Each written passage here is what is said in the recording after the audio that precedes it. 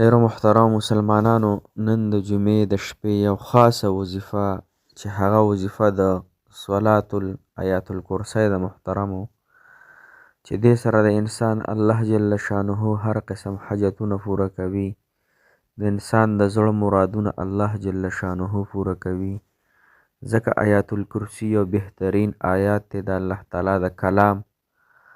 په خپله د الله جل شانه کلام یو مجرب د الله تعالی خبرې دي محترمو، د الله تعالی کلام دی.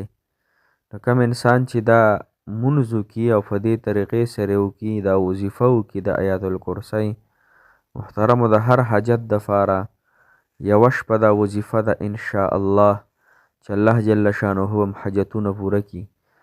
ځکه د جمعې شپه ډیره بهترینه شپه ده محترمو، او بیا د رجب او د شعبان محترمو، رجب ختمېدو واله دی او شعبان شروع کېدو واله دی. نو دا بهترینې ورځې شپې دي محترمو. په دې ورځو شپو کې چې انسان دا وظیفه وکړي د خپلو حاجاتو دپاره، نو الله جل شانه د هغه لاسونه خالی نه بوځي. الله جل شانه د دغه انسان حاجتونه پوره کوي، مقاصد یې اسانوي، د زړه مرادونه یې پوره کوي. لہذا دا وظیفه خامخا په دې شپه باندې وکئ، یعنی د جمعې په دې شپه باندې، او بیا دغه رنګې دعا وغواړئ، الله تعالی به مو حامی و ناصر مددګار شي. السلام علیکم ورحمت الله وبرکاته. ډیر قابل قدر او عزتمند محترم مسلمانانو، الله تعالی مو د زړه مرادونه پوره کا، د زړه حاجات رب العالمین پوره کا. دا دعاګانې د زړه د محترم یو د ژبې دعایي چې چا نه د انسان څه حاجت وي نو د ژبې دعا ورته وکړي. زما خو تاسو نه څه دغه هم نشته چې تاسو ماله یا پیسې راکړئ یا بل څه، بلکې زما تاسو سره محبت دی، او دا محبت د الله تعالی د رضا دپاره دی. ځکه حدیث مبارک کې راځي ده چې انسان به د عرش د سوري لاندې ولاړي هغه انسان چې د دوی یو ځای کېدل هم د الله تعالی دپاره وي، د دوی جدای کېدل هم د الله تعالی دپاره وي. نو زما او ستاسو دا محبت، دا مینه، دا هم د الله تعالی د رضا دپاره ده، د وظایفو دپاره ده، د دعاګانو دپاره ده. ځکه موږ ټول محتاج یو، موږ ټول ګناهګاران یو محترمو، د دې زمانې فیداوار یي، د دې زمانې سره تړلي خلک یي. لہذا هر انسان ګناهګار دی، خو په بل انسان به نیک ګمان ساتو چې یاره دا به زمانه نیک وي، دا به زمانه دیندار وي، دا به ګناهونه نه کوي. لہذا کو موږ او تاسو یو بل ته ګوته نیسو چې ته ډېر ګناهګار، زه نیک یم، زه 5 وخته مونځګزار یم، ته غیبتونه کې او دروغ وایي او نور ګناهونه کې. لہذا دغه ګناهونه انسان کې الله تعالی بیا پیدا کوي. بل انسان ته په چوته سترګه کتل، د حقارت د سپکاوي په نظر نه کتل، او خپل ځان ته ښکته کتل، نو الله تعالی انسان به پورته کوي. نو لہذا زه هم تاسو دعاګانې کوم، تاسو موږ ته کوئ، دا د زړه دعاګانې دي، دا به الله تعالی خامخا پوره کوي. محترمو، نن چې کومه وظیفه ده د جمعې په شپه صلات آیات الکرسی وظیفه ده، یعنی تاسو به 2 رکعته صلات آیات الکرسی مونځ کوئ. دا په کومه طریقې سره کوئ او دا به کم وخت کې کوئ، نو هغه وختونه هغه طریقه راته ښیم محترمو. او د دې وظیفې نه پس تاسو بیا دعا وغواړئ انشاء الله چې الله جل شانه هم دا دعاګانې او دا حاجتونه پوره کړي. خو یو خبره ذهن کې کېږدوئ محترمو چې الله تعالی دعاګانې قبلوي، الله تعالی باندې به نیک ګمان ساتو. ځکه الله تعالی فرمای انسانان دا زما اهل او عیال دي. نو چې د الله تعالی اهل او عیال موږ شو محترمو، نو پوه شه چې الله تعالی زمونږ حامی او ناصر کېدی شي. لیکن ما او تاسو به د الله تعالی در لمن نه پرېږدو، ناامیدي به نه کوو چې یاره زمونږ وظیفې نه قبلیږي. په خپله او په ځان باندې دا د نه قبلېدو مهر نه وخو محترمو، بلکې وایو به چې الله تعالی قبلولو والا ذات دی، لیکن ما کې څه داسې ګندګي پرته ده، زما زړه کې داسې یو سیس پروت دی چې د هغې د وجې نه زما وظیفې نه قبلیږي. زما د وجې نه الله تعالی ته ګوته نه نیول، په دې الله تعالی خفه کېږي. محترم، الله تعالی د هر انسان سره محبت ساتي، خو د څه وجې نه به زمونږ حاجات نه پوره کېږي که نه، یا خو د دغې بدل کې الله تعالی نور نعمتونه راکوي محترمو. نو دا وظیفه چې ده محترمو د جمعې په شپې باندې ده.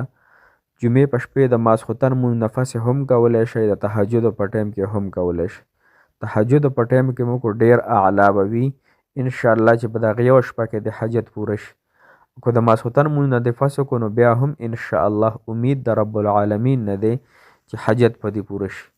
نو که د ماسخوتن مونږ نه فس کوئ محترم، او که تهجد او ټایم کې کوئ، دواړه وختونه مې راته وښودل، خو بهتره دا ده چې انسان تهجد په ټایم کې وکړي. دغه وخت کې د الله تعالی رحمت راکوزیږي او فرشتې اعلان کوي د الله تعالی فخپله هم لومبي اسمان ته د خپل شان موافق راکوزیږي، اواز ندا لګي، څوک حاجتمند شته دی، څوک بیماری والا شته چې صحت ته ورکړی شي، څوک غوښتلو والا شته. محترمو دغه ټایم کې ټول انسانان د غفلت په خوب وده وي، نو دغه وخت کې خاص کر د الله تعالی رحمتونه راوریږي.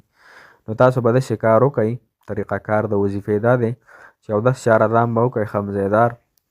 اودس چهاردام نه پس په محترمو تاسو 2 رکعاتو نفل نیت وتړئ او د حاجت دپاره چې الله دې حاجت دپاره صلات الکرسی دا مونځ کوم الله دې رانه قبول کړي، الله تعالی زما دا مسله پې ختمه کړي. دغه یقین سره بس تاسو دغه نفلي هر کله چې تاسو لومبی رکعت شروع کړئ، نیت هم وتړو، لومبی رکعت شروع کړئ، سبحانک اللهم وبحمدک ولا اله غیرک الحمد شریف تی وي. هغې نه پس به 11 پیرې آیت الکرسي وي. لومبني رکعت کې 11 پیرې آیت الکرسي. آیت الکرسي زده کړئ محترمو. کوم انسان چې د هر فرض مونځ نفس آیت الکرسي یو پیره وي، حدیث مبارک کې راځي د جنت ته تلل صرف دا دی چې دی وفات شو فورا به دی جنت ته داخلیږي، یعنې د جنت ته تلو کې فرده صرف مرګ دی. نو خامخا خپلو بچو ته په خپله آیت الکرسي د هر فرض مونځ نفس خامخا وایئ، او چې کله د شپې وده کېږئ هم په ځان وایئ الله تعالی به د فرشتو په ذریعه ستاسو مدد کوي. دا خبره ذهن کې کېږده، دا به خامخا تاسو یادوئ. صحیح شوه.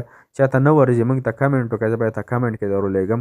یا محترمو په 3مه سپاره په لومبي مخ باندې آیت الکرسي د 2 ټکي یادوئ، 3 یادوئ، انشاءالله یو ورځ لسته ورځو کې به تاسو ته آیت الکرسي فیاد یاد شي.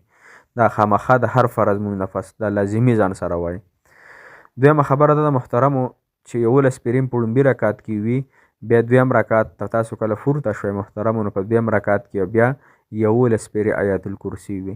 د هغې نه پس ستا مونځ ختم که محترم مسلمانانو. په سجده کې به فری وځي، په سجده کې به یا ارحم الراحمین یا ارحم الراحمین یا 11 پیرې به محترمو ده ووایي.